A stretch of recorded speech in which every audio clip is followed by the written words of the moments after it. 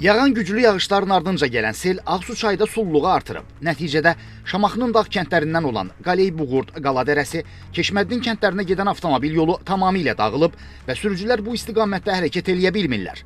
Yol bağlı hesab olunur. Qeyd edək ki, dünən axşamdan kəndin rayon mərkəzi ilə əlaqəsi kəsilib. Hazırda avtomobillər çayın sahilində gözləmə mövqeyində qalıblar. Uşaqlar zəncilədi dostlarım ki, heç olmasa çayın bu tərəfinə kimi gəl, uazlarla gələk, oradan o tərəfə sən aparıcıla bilsin, ona görə köməyə gəlmişəm. Sən də keçə bilmirsən. Mən də hələ ki çayı keçə bilmirəm. Balaca maşın gedə bilməz axı buradan. Heç bu markalı maşınlar biz belə maşın sürürük. Yəni bu maşınlar belə çətinlik çəkir. Razdatka deyirik, onu qoşuruq suyun içinə. Dünən traktoru götürmüşdü sel ağzına.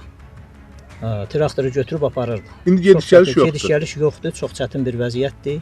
Kəndə gələn turistlər də çətin vəziyyətdə qalıblar. Gördüyünüz kimi var, maşınlar gəlib, turistlər gəlib qalıb. Yolun vəziyyəti çox çətindir, olduqdan çətindir. Əraziyə canlı qüvvə və texnika cəlb olunub. Yolun bir hissəsi açılıb, tam açılması yöndə işlər aparılır. Rafiq Həsənov, Yusif Kərimli, Xəzər xəbər.